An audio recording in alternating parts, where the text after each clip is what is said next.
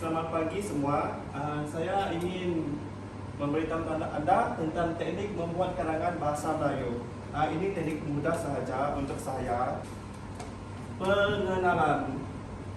Pengenalan kepada karangan. Ini adalah tubuh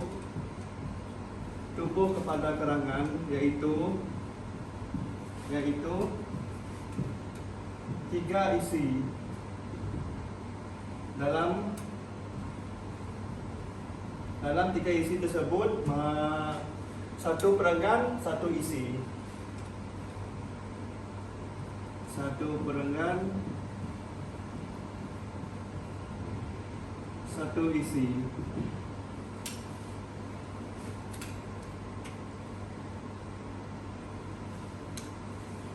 Ini dia punya kaki adalah kesimpulan.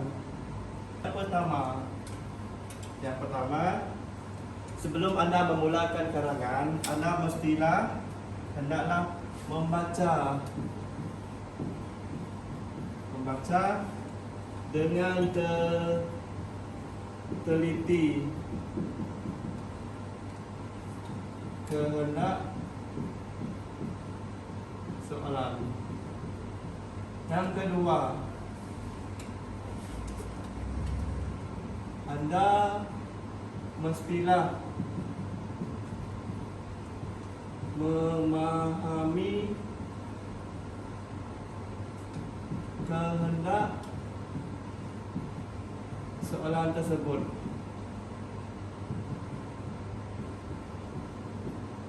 Ini supaya Anda tidak lari dari kehendak soalan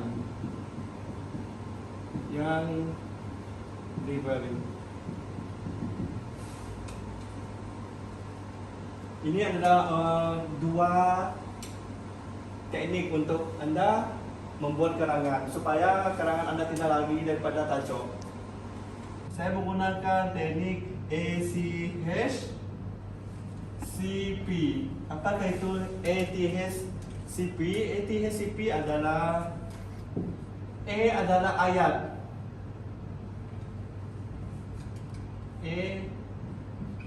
Adalah ayat.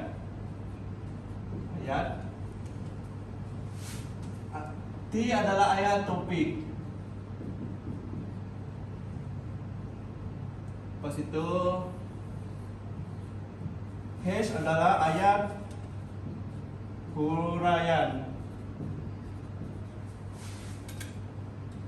T ayat topik, H ayat huraian. Lepas itu C adalah ayat contoh. Ayat contoh. P adalah ayat penegasan.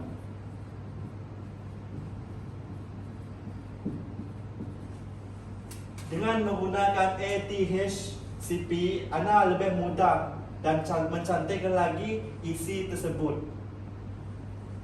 Contohnya ayat topik.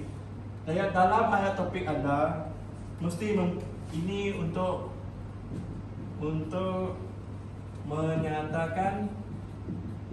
menyatakan isi Anda. Untuk menyatakan fakta Anda. Selepas itu ayat huraian. Ayat huraian adalah menjawab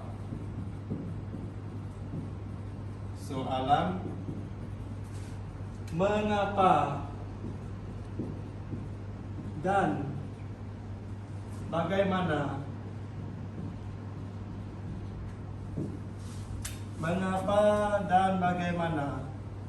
Ayat dalam satu isi Anda mestilah mempunyai ayat huraian fakta untuk memperhuraikan lagi mengapa dan bagaimana.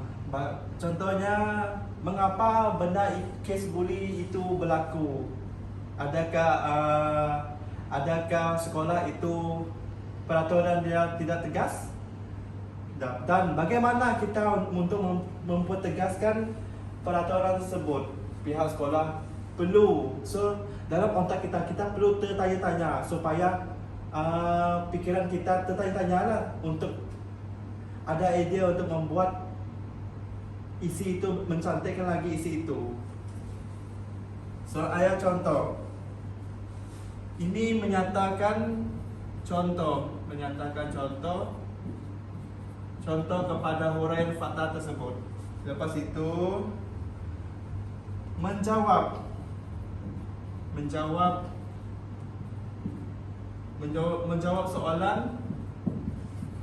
soalan dengan apa. Contohnya apa? Contoh apa benda? Contohnya situasi lah. Apa situasi yang berlaku semasa kes bully itu berlaku? Kenapa? Kita berilah situasi dalam isi tersebut. Situasinya contohnya pelajar tingkatan 5 membuli pelajar tingkatan 3. Kenapa pelajar tingkatan 5 itu membuli? Berilah situasi contoh. Ayat penegasan Anda mestilah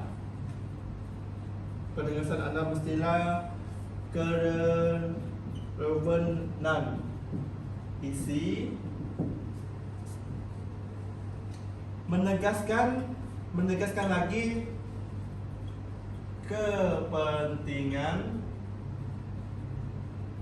kepentingan isi. Dengan Anda mestilah, dalam penegasan Anda mestilah menyatakan kesan dan akibat kenapa benda itu berlaku. Ini adalah teknik saya untuk menjawab isi dalam karangan tersebut. A adalah besar bermaksud ayat. Lepas itu T adalah topik adalah sama seperti fakta. Ayat huraian adalah Anda menghuraikan ayat topik tersebut dengan menggunakan mengapa dan bagaimana. Ayat contoh adalah Anda mesti memberi situasi atau contoh kepada ayat huraian tersebut. Dan ayat penegasan, Anda tegas lagi contoh tersebut. Mengapa? Menegaskan kepentingan isi dan menegaskan kerelevanan isi. Contohnya Anda memberi kesan, akibat dan sebagainya. Oke, itu saja teknik saya. Sekian, terima kasih.